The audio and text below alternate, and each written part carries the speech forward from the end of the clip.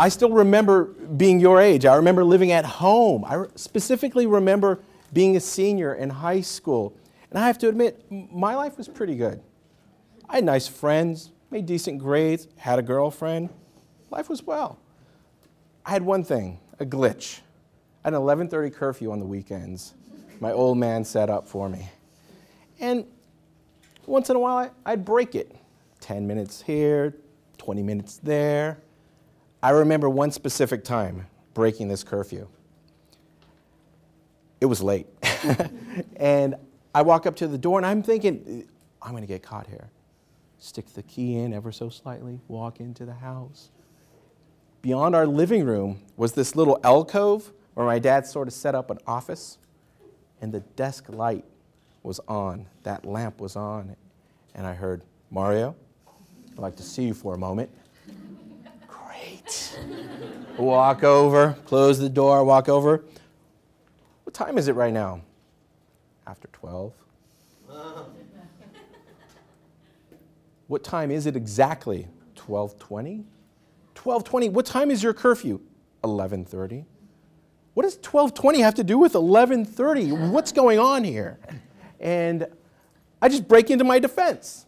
Say, Dad, listen, you're making me apply to all these colleges. You tell me you want me to be a liberated man, but you have treated me like a child with this. Let's be honest.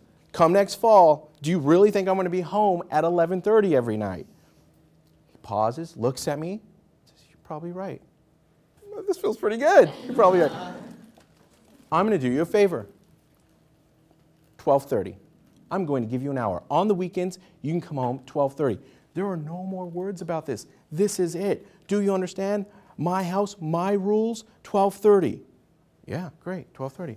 Go to bed. I don't want to talk about this. Go off to bed, feeling like the victor, the champion. Yes. Come next week. I'm out with my friends. It is 12:30. It just snuck up behind me. 12:30, and I know I'm in trouble. And I'm thinking, this is bad. I can't go home a few minutes late. This is not going to look good. So I'm 17. I know everything. I'm going to milk this. So I milk it. I leave the party at 1:30. By the time I get home, it is close to 2 o'clock in the morning. Now, my mindset is that I'm going to show up. They're all going to be fast asleep, and I'm going to walk in, and they will be none the wiser.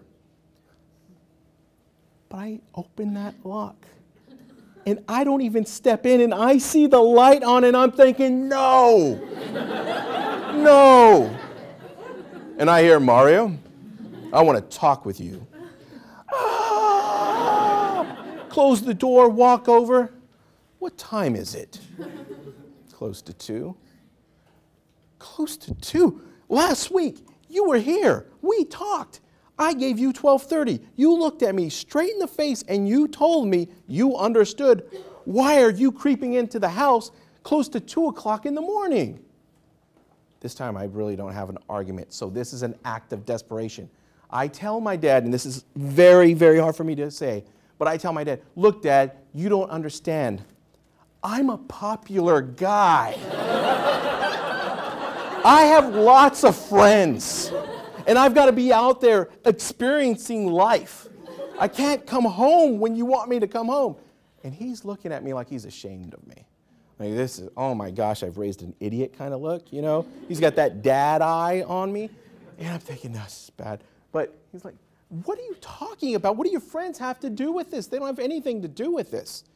I'm like, Dad, no, I'm out there. Like, listen, Mario, I want to explain something to you. If you get to my age and you have a handful of friends, I want you to consider yourself a lucky man. Okay? And I'm thinking the old man's lost it. I've got lots of friends. He doesn't know what he's talking about, handful. What is he talking about? He points down the hall. He's like, your mother's sleeping down there. That woman is my best friend. If you have that, when you're my age, you are a lucky man. Go to sleep. I don't want to talk about this anymore. So I walk off to sleep thinking, well, that really wasn't that bad. But the idea lingers. It continuously lingers. And as I get older and that friend count starts to diminish, I'm thinking maybe he had something there. Maybe he was right. Sadly, 3 years ago, we lost my father. He passes away. And there's beauty that comes along with this. Phone calls, visitors showing up, letters, and they're all saying, when I was down and out, your father was there for me. Your father inspired me. When I needed someone most, it was your dad. I share this with my godfather one evening, and I tell him all these beautiful stories, and how so many people ended it with, he was my best friend. My godfather, who's known my dad since they were teenagers, says, huh, that's a beautiful sentiment, but they're wrong. I'm like, how's that? He was my best friend. And I laugh, and I go, well, see, I thought he was my best friend. I only wish now that my dad would have understood how wonderful he was to all these people, how much he meant to all of them. I'm turning 40 next week. And seriously, I now understand the beauty and appreciation of friendship. So I look out at all of you, and I can honestly say this, I'm a lucky man. Thank you.